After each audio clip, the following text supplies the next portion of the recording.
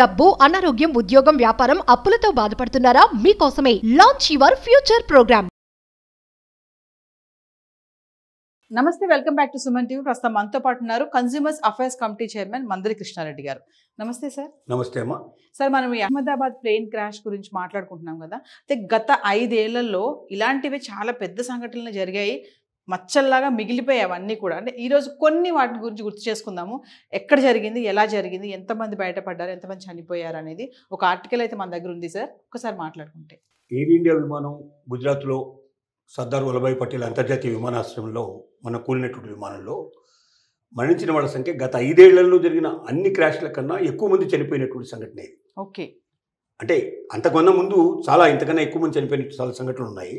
కానీ గత 5 ఏళ్లలో చెప్పుకోదగినటువంటి నెంబర్ 1 ప్లేస్లో ఇది ఉంటుంది. అంటే ఇప్పటిదాకా ఈ 5 ఇయర్స్లో జరిగినటువంటి ఇన్సిడెంట్స్లో తీసుకున్నట్టయితే ఎక్కువ మంది ప్రయాణికులు చనిపోయినటువంటి కేసు కింద దీన్ని ప్రత్యేక కేసు స్టడీ కింద తీసుకోవాల్సిన అవసరం ఉంది. గత సంవత్సరం చూస్తే డిసెంబర్ 29న థాయిలాండ్ నుంచి ప్రయాణిస్తున్న ఒక విమానం దక్షిణ కొరియాలోని సువాన్ అంతర్జాతీయ విమానాశ్రయంలో కూలిపోయింది. దాంట్లో 179 మంది మృత్యువాత పడ్డారు. దిగబోతూ కూలిపోయింది. దిగబోతూ కూలిపోయింది. అంటే ఒకటే జరుగుతుంది, టేక్ ఆఫ్ టైంలో కానీ లేకపోతే ల్యాండింగ్ టైంలో కానీ జరుగుతుంది సహజంగా. ల్యాండింగ్ అంటే ఎయిర్పోర్ట్లో ల్యాండింగ్లో జరగవచ్చు, లేదంటే మధ్యలో ఏదైనా ప్రమాదం జరిగితే కూలిపోయే ప్రమాదం దాంట్లోపల. రెండోది మనం తీసుకుంటే 2009లో జూన్ 1న బ్రెజిల్ రాజధాని రియో నుంచి ప్యారిస్కి వెళ్తున్నటువంటి బయలుదేరినటువంటి విమానం ఎయిర్ ఫ్రాన్స్ 447 విమానం పైన కొన్ని 3 గంటల లోపలనే 38,000 అడుగుల నుంచి కూలిపోయింది. దాంట్లో 228 మంది ప్రయాణికులు చనిపోయారు మొత్తం కంపెనీ. అది కూడా ఒక చెప్పుకోదగినటువంటి ఇన్సిడెంట్. ఇక 1998 సెప్టెంబర్ 2న న్యూయార్క్ నుంచి జెనీవాకు వెళ్తున్నటువంటి స్విస్ ఎయిర్ విమానంలో మంటలు చెలరేగాయి. కెనడాలోని నోవాస్కియా తీర ప్రాంతంలో అట్లాంటిక్ సముద్రంలో కూలిపోయింది అది. దాంట్లో 229 మంది ప్రయాణికులు దానిలో కలిసిపోయాయి. ఇక 1985 ఆగస్టు 12న జపాన్ ఎయిర్లైన్స్ నుంచి విమానం టోక్యో నుంచి ఒకాసా నగరానికి వస్తూ కూలిపోయింది. విమానంలో మొత్తం 528 మంది అందులో ప్రయాణిస్తున్నారు. అందులో 520 మంది ప్రయాణికులు మరణించారు. ఇది పౌర విమాన చరిత్రలోనే అతి దారుణమైన ప్రమాదం కింద లెక్క. 524 మందిలో 520 మంది చనిపోయారు, 4 మాత్రమే బ్రతికారు దీంట్లోపల. ఇది అతి దారుణమైన, అంటే మొత్తం సంఘటనలో తీసుకుంటే ఇది అతి దారుణమైన దానికంటే మనం చెప్పుకోవడానికి అవకాశం ఉంది. అమెరికాలో 1979లో మే 25న షికాగో నుంచి లాస్ ఏంజల్స్కు బయలుదేరిన అమెరికన్ ఎయిర్లైన్స్ విమానం రన్వే నుంచి గాలిలోకి ఎగిరిన కొద్దిసేపటికే కూలి 272 మంది మరణించారు. ఇప్పుడు మన అహ్మదాబాద్లో సంఘటించాలంటే ఈ సంఘటన కూడా అంటే కొద్ది సెకండ్లు, కొద్ది నిమిషాల లోపలనే, ఇక్కడ కూడా 2 మినిట్స్ కన్నా ఎక్కువ టైం పట్టలేదు. అక్కడ కూడా అలాగే అది గాల్లో ఎగిరిన మరుక్షణం కింద కూలిపోయింది. 272 మంది చనిపోయారు. దిగుతుండగా, ల్యాండ్ అవుతుండగా ఎగురుతున్నట్టు పరిస్థితులు జరిగింది. అక్కడ కూడా అంతే జరిగిన పరిస్థితి. అహ్మదాబాద్లో కూడా అంతే, ఎగురుతున్నప్పుడే జరిగింది. అది అలా టేక్ ఆఫ్ అయింది, ఇమీడియట్గా కూలిపోయింది. ఇక్కడ తీసుకున్నట్టయితే 1978 జనవరి 1న ముంబైలోని బాంద్రా తీరంలో ఎయిర్ ఇండియా విమానం కూలి 213 మంది మరణించారు. ఇది బాంబేలో జరిగిన సంఘటన. గుజరాత్లోనే అహ్మదాబాద్లోనే ఇప్పుడు సేమ్ ఇక్కడ జరిగిన సంఘటన దగ్గరలోనే ప్రీవియస్ కూడా జరిగింది. 1988 అక్టోబర్ 19న అహ్మదాబాద్ సమీపంలో ఇండియన్ ఎయిర్లైన్స్ విమానం కూలిపోయి 133 మంది మృతి చెందారు. 130 మంది చనిపోయారు ఇక్కడ. అంటే సేమ్ దాదాపు అహ్మదాబాద్లో జరిగిన సంఘటన ఇది కూడా. 1990లో ఫిబ్రవరిలో బెంగళూరు విమానాశ్రయం ఇండియన్ ఎయిర్లైన్స్ విమానం కూలి 146 మంది ప్రయాణికులు, 2 సిబ్బంది చనిపోయారు.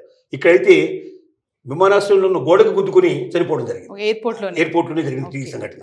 1993 ఏప్రిల్ మహారాష్ట్రలోని ఔరంగాబాద్ ఎయిర్పోర్ట్ నుంచి బయలుదేరిన ఇండియన్ ఎయిర్లైన్స్ విమానం టేకాఫ్ సమయంలో రన్వేపై వచ్చిన ట్రక్కును ఢీకొంది. రన్వే మీదనే అక్కడ ట్రక్ వస్తుంది, ఇది పైకి ఎగిరే బదులుగా ఎదురుగా పోయి ఆ ట్రక్కును ఢీకోవడం జరిగింది. ఈ ప్రమాదంలో 118 మంది ప్రయాణికులు, సిబ్బంది 55 మంది, మొత్తం గ్రౌండ్ సిబ్బందితో కలిపి ప్రాణాలు కోల్పోయారు. అంటే 118 మంది దాంట్లో ప్రయాణిస్తున్నారు. గ్రౌండ్ సిబ్బంది కింద పనిచేస్తున్న వాళ్ళు, పనిలో ఉండేటువంటి గ్రౌండ్ సిబ్బంది 55 మంది మొత్తం కలిపి ప్రాణాలు కోల్పోయారు. అంటే సార్, ఇక్కడ ట్రక్ ఢీకొందని చెప్తున్నారు కదా, మామూలుగా ఫ్లైట్ కి ఏదన్నా చిన్న తగిలినా కూడా ఇప్పుడు రన్వే మీద వెళ్తుంది కదా, రన్వే మీద వెళ్తున్నప్పుడు పొరపాటున ఒక ట్రక్ అడ్డం వచ్చింది.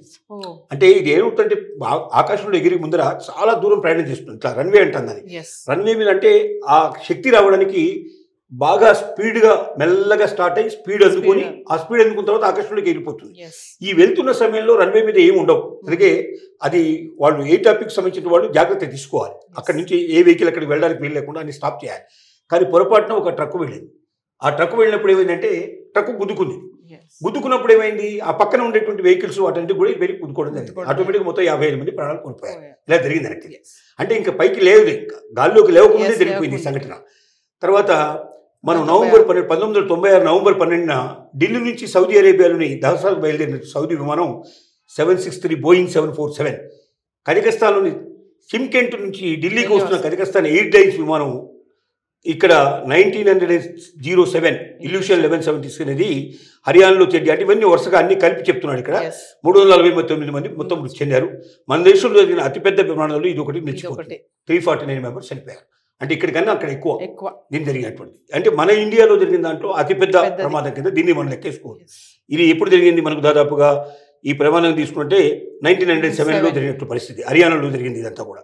1998 July alliance air flight Boeing 737 విమానం ల్యాండింగ్ సమయంలోనే అదుపు తప్పి జనాలున్న ప్రాంతంలోకి దూసుకెళ్లింది. ఈ ఘటన బీహార్లోని పాట్నా విమానాశ్రయం సమయంలో జరిగింది. దీంట్లో 55 మంది ప్రయాణికులు మరణించడం జరిగింది. 5 స్థానికులు కోల్పోయారు. అదుపు తప్పి జనాలు ల్యాండింగ్ సమయంలోనే అదుపు తప్పి జనాలు ఉన్న ప్రాంతంలోకి దూసుకెళ్ళింది. అంటే ఇంకా ఒక రకంగా కింది నుంచి ఇట్లా ప్రయాణం చేస్తూ దూసుకెళ్ళడం జరిగింది. ఇక్కడ 2010లో మేలో మంగళూరు అంతర్జాతీయ విమానాశ్రయంలో ఎయిర్ ఇండియా ఎక్స్ప్రెస్ విమానం IX-812 కుప్పకూలింది. దేశంలో సంబంధించిన అతి ఘోర ప్రమాదాలు ఇది ఒకటి. 166 మంది ప్రవాస భారతీయులు ప్రయాణిస్తున్న విమానం సకాలం నడిపి ఆగలేక లోయలోకి దూసుకెళ్ళింది. మంటలు చెరగడంతో 158 మంది మృతి చెందారు. వీళ్ళంతా విదేశీ ప్రయాణికులు. అంటే మన దేశంలోకి వచ్చి విదేశాలకు వెళ్తున్నటువంటి ప్రయాణికులు చనిపోవడం మనకు చాలా అప్రతిష్ట ముట్టగట్టేట పరిస్థితి ఉంది. అంటే భారతదేశం సేఫ్ కాదు, భారతదేశం లోపల మనం వెళ్ళడం మంచిది కాదు అని విదేశాలు భావించేటువంటి పరిస్థితి క్రియేట్ చేసినటువంటి ఒక ఘోరమైన ప్రమాదం ఇది. 2020 ఆగస్టు కరోనా మహమ్మారి విలయతాడుతున్న సమయంలో విదేశాల్లో చిక్కుపోయిన భారతీయులు స్వదేశానికి తీసుకొచ్చేందుకు చేపట్టిన ఆపరేషన్లో భాగంగా బోయింగ్ 737-800 విమానం దుబాయ్ నుంచి కేరళలోని కోజికోడ్కు బయలుదేరింది. భారీ వర్షం కురుస్తున్న ఈ సమయంలో విమానం 30 అడుగుల లోయలో పడి 2గా చీలిపోయింది. ఈ ప్రమాదంలో 2 పైలట్లు సహా 21 మంది ప్రాణాలు కోల్పోయారు. 100 మందికి పైగా అక్కడ గాయపడ్డారు. ఇది జరిగిన సంఘటనలు. ఇది మనం తీసుకున్నట్టే కేరళలోని కోజికోడ్లో 2020 ఆగస్టులో జరిగినటువంటి సంఘటన. అది ఆ కరోనా టైంలో జరిగింది. ఇది ఇవన్నీ మనం ఎందుకు గుర్తు చేసుకోవాల్సి వస్తుందంటే, ఒక విమాన ప్రయాణం జరిగినప్పుడు, ఒక ప్రమాదం జరిగినప్పుడు ఎప్పుడెప్పుడు ఏమేమి జరిగాయి, ఎంతమంది చనిపోయారు, అతి ఎక్కువ మంది చనిపోయినట్టు ఏంటి అని మనం తీసుకుంటే, ఇండియాలో అతి ఎక్కువ మంది చనిపోయినట్టు సంఘటన మనం చూసాం. దాంతో పాటుగా ఇక్కడ మనం జపాన్లో 520 మంది మొత్తం ప్రాణం కోల్పోయారు. ఇది అతి దారుణమైంది. మొత్తం ప్రపంచంలోనే 520 మంది ఒకేసారి విమాన ప్రమాదంలో చనిపోవడం అనేది ఇది 1985లో జరిగిన సంఘటన. చాలా పెద్ద సంఘటన చెప్పుకుంటాం. భారతదేశంలో జరిగిన సంఘటన లోపల మనకు దాదాపుగా మనకు ఈ చేసిన దాంట్లో 330 మంది దాదాపుగా ఉన్నారు. 19 మహారాష్ట్రలోనే 349 మంది చనిపోయారు. ఇక్కడ ఇది జరిగింది. నవంబర్లో సౌదీ అరేబియాకు సంబంధించిన దహనకు బయలుదేరిన సౌదీ విమానం కజకస్తాన్లో చిమ్సంటలో జరిపింది. ఇది ఢిల్లీకి వస్తున్న కజకస్తాన్ ఎయిర్లైన్స్ విమానం మధ్యలో కూలిపోవడం జరిగింది. 349 మెంబర్స్ దానికో చనిపోవడం జరిగింది. అంటే ఈ సంఘటనని మనం గుర్తు చేసుకోవడంలో ఏంటంటే, ఎప్పుడైనా ప్రమాదం జరిగినప్పుడల్లా మనకు ఎన్ని సంఘటనలు జరిగినాయి, ఎంతమంది చనిపోయి ఉంటారనేది ఒకసారి మననం చేసుకోవడానికి అవకాశం ఉంటుంది మనకు. దీనివల్ల భవిష్యత్తులో మరింత ప్రమాదాలు జరగకుండా మనం ఎలాంటి జాగ్రత్తలు తీసుకోవాలి, ఇంకా ఏం చేస్తే ప్రయాణికులు సేఫ్గా ల్యాండ్ అవుతారనే దాని మీద దృష్టి పెట్టడానికి ఒక అవకాశంగా భావిస్తుంది. Thank you sir.